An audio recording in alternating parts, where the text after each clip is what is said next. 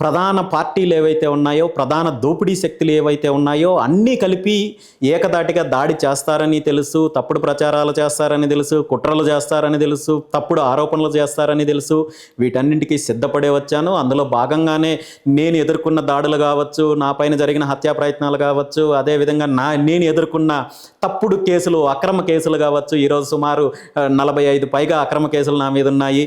ఇవన్నీ కూడా అక్రమ కేసులు అనేది పెట్టిన వాళ్ళకి తెలుసు, పెట్టించిన వాళ్ళకి తెలుసు, పోలీస్ డిపార్ట్మెంట్కి తెలుసు, అధికారంలో ఉన్న వాళ్ళకి తెలుసు, ప్రతిపక్షంలో ఉన్న వాళ్ళకి తెలుసు. సాక్షాత్తు ఇప్పుడున్న ప్రస్తుత ముఖ్యమంత్రి చంద్రబాబు నాయుడు గారు నా పైన ఉన్న తప్పుడు కేసుల గురించి అసెంబ్లీలో మాట్లాడారు, అదేవిధంగా బహిరంగ సభల్లో మాట్లాడారు. కానీ వాళ్ళ అధికారంలోకి వచ్చిన తర్వాత ఈరోజు మళ్ళీ 16కు పైగా, ఈ 18 నెలల కాలంలో 16కు పైగా తప్పుడు కేసులు పెట్టారు. ఇవన్నీ కూడా నేను ప్రజలకు అండగా నిలబడినప్పుడు, రైతులకు అండగా నిలబడినప్పుడు, పోరాటంలో చేస్తున్నప్పుడు పెట్టే తప్పుడు కేసులు తప్ప మరొకటి కాదు అనేది తెలుసు.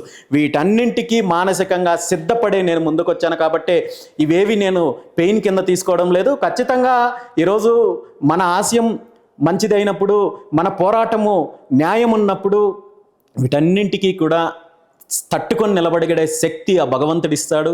ప్రజల మద్దతు వస్తుంది, మనం అనుకున్నది సాధిస్తామనే ఆలోచనతోటే ముందుకెళ్తున్నాం. సుఖాలను వదిలేసి, భోగాలను వదిలేసి, కష్టాలు ముళ్ళులు ఆ బాటని ఎంచుకున్న మీకు ప్రజాస్పందన నుండి ఏ రకమైనటువంటి స్పందన వస్తుంది? ప్రజలు చూపిస్తున్న ప్రేమ పట్ల మీరు ఏ రకంగా ఉన్నారు? ప్రజలు ఇంకా మారట్లేదనే బాధ, వేదన చింతిస్తూ ఉండే క్రమంలో ప్రజలు ఇచ్చేటువంటి బూస్ట్ని బట్టే ఒక నాయకుడు ముందుకెళ్తాడు. ఇలాంటి నేపథ్యంలో బిజినెస్ కాదనుకొని, సుఖాలను కాదనుకొని, ఫ్యామిలీతో కూడా బహుశా సరైన టైం కూడా స్పెండ్ చేయకపోవచ్చు. ఇవన్నీ వదులుకొని వచ్చిన తర్వాత ప్రజల నుంచి వచ్చే స్పందన కనీసం మీరు కూడా గెలవని పరిస్థితి. ఈ నేపథ్యంలో మీ మైండ్ సెట్ ఏ రకంగా ఉంది? ప్రజలకి ఏ రకమైనటువంటి అప్పీల్ చేస్తారు మీరు అని అంటే ఏమంటారు? ఖచ్చితంగా ఈరోజు ప్రజలు నన్ను, బీసీవై పార్టీని ఆదరిస్తున్నారు. మీరన్నట్టు గెలుపోటములు అనేవి ఎన్నికలకు సంబంధించిన అంశము.